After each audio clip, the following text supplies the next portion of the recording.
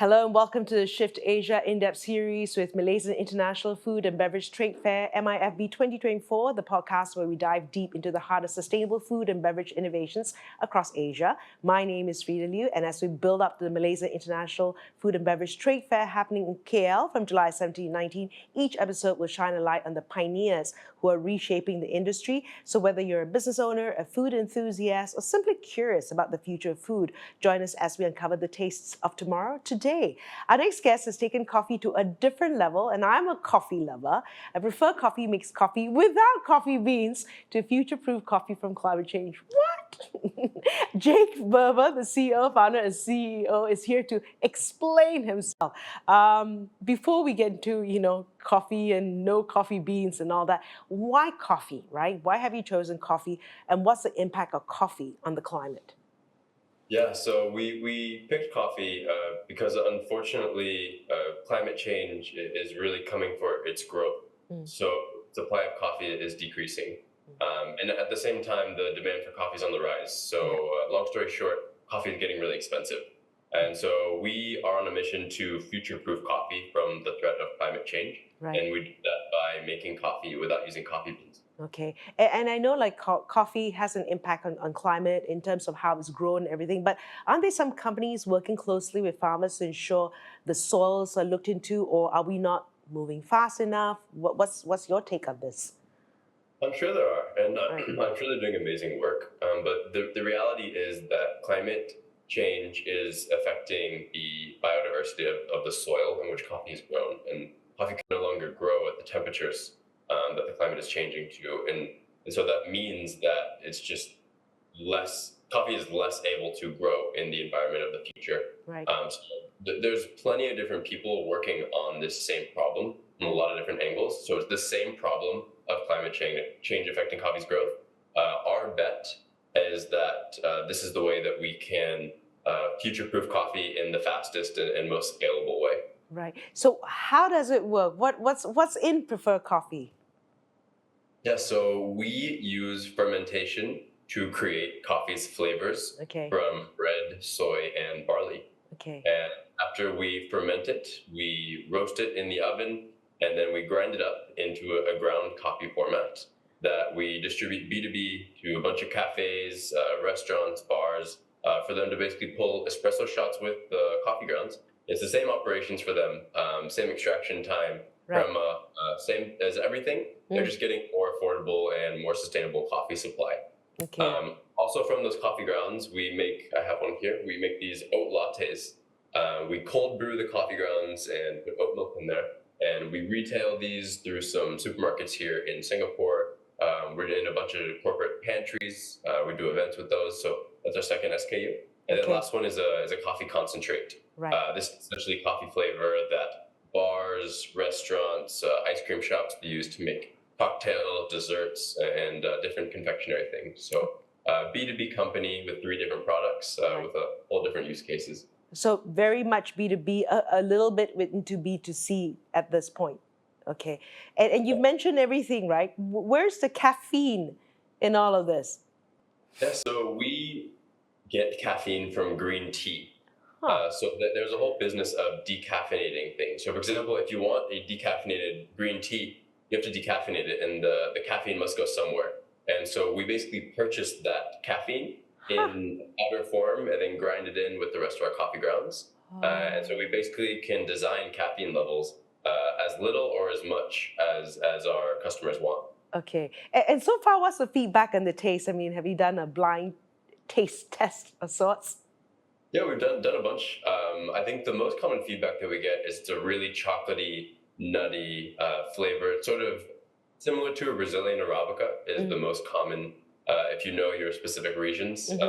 That's great for us because that's the most sought after or drink or popular coffee flavor within the industry. So we're really happy just to be focusing on this one flavor, getting it right, and in time sort of reaching that mass market scale with it. Okay, and I know you spoke about fermentation, and that's a large part. And your co-founder is known as the Prince of Fermentation, right? And maybe you can elaborate a little bit more, the process and how fermentation plays such a huge role here. Yeah, so fermentation is everything here. Fermentation is what allows us to create these coffee flavors. Mm. So, not to get too deep into the science of it, Okay. but when we combine the different feedstocks that we have, bread, soy, and barley, they have specific starches and amino acids that, when introduced to the microbes and yeast that we're using at a very specific temperature, pH, and timing, we're actually reverse engineering the same exact flavor and aroma volatiles that are found in coffee, just using that with our fermentation process. But the whole idea is that the end experience for the drinker would be the same as a regular coffee experience. Okay. The just starting place in coffee beans, it's just from fermentation of bread, soy, and barley. Right. I'm very intrigued because you're not available in Malaysia yet, but I'm very intrigued to taste this. And you currently have 3 products. Are there plans for more? Absolutely. So we have R&D ongoing for an instant coffee product that we will likely be using for confectionery purposes. So we could sell that to bakeries, for example, to make coffee flavored breads, or even as a supplier for some of the bigger fast-moving consumer good companies that already have instant coffee products. So we could sort of supply to them an ingredient that they would brand as theirs, but they'd be using our ingredient, which would be more affordable and more sustainable for them. And you talk about fermentation, but also, isn't the drink at the end of the day highly processed, or is that fermentation? And is there a difference? I mean, explain to me. Yeah, so yes, it is processed, just as processed as other food and beverages you might know and love, like cheeses or yogurt, that also go through these sort of fermentation processes. So yes, it would be considered a processed food, but the process may actually make it a healthier product by using the fermentation process that we do use. And so you're saying you're currently in Singapore, plans for expansion in Malaysia, let's say? Oh yeah, if anyone in Malaysia is working in food and beverage, we're seeking partners with coffee chains, with hotels, with food service distributors. Right. We're looking to enter the Malaysian market. It's something that we're really excited by. We're neighbors. We don't have to fly there. We can drive there. So it's something that we're really excited about to enter. And also our flavor really seems to hit that Southeast Asia taste. So we're really excited to really double down here in Southeast Asia and our neighboring countries around us in Singapore. Right. What about, in terms of the products that you have, especially for the B2C, in terms of packaging, right? Have you thought about the sustainability aspects in terms of the packaging? Yeah, so for example here, the plastics that we're using are recycled plastic, or what's known in the industry, it's not a new plastic. Right. And these are recyclable as well. In the future, we will be moving into cans, and those canning lines will also allow us to be recyclable. But we try to do our best to think about sustainability at every step of the way, because packaging plays a big role. You have 250 milliliters of coffee, and then you have this whole packaging solution that must go with it. So we're doing our best at trying to check every box as we push this out to the market. Right. And so actually, when did you guys start Prefer Coffee? When did it all begin? This all began at the end of 2022, so about a year and a half ago. Right. And then my co-founder and I were in R&D for just over a year. The first 6 months or so was just R&D out of his kitchen, basically just like roasting bread on his stove and fermenting in these jars. But now we have a full-on pilot facility here in Singapore. Right. So we went to market. So we went to launch our first 3 cafes in December of last year, so just about 6 months ago. Wow. And since then, it's really blown up like wildfire. At this point, over 50 businesses have bought Prefer Coffee and now have supplied it to their customers. It's been an amazing process. And it's interesting. I mean, this is just 2022, and this is just in 1.5 years, quite a feat. Are there plans for other food replacements other than coffee?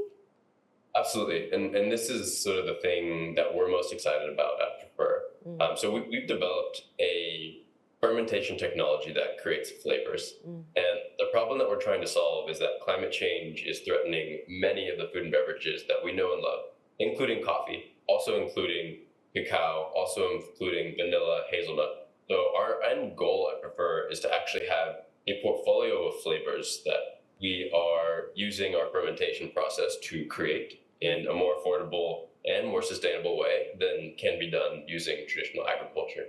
So that's sort of the end goal and mission, is to have a portfolio of flavors, food and beverages that we're selling to the biggest food and beverage companies in the world as an ingredient provider for them. This episode serves as a prelude to an in-depth fireside chat at the upcoming MIFB conference, and discover how Prefer Coffee is challenging traditional coffee norms by innovating a sustainable, bean-free alternative that caters to both the planet and the palate. And learn from Jake himself how a simple cup of coffee can be a powerful tool for environmental change at the event. So you've been watching the Shift Asia in-depth series with MIFB 2024. Join us at the fair this July to see these sustainable practices in action and discover how you can be a part of this exciting industry transformation.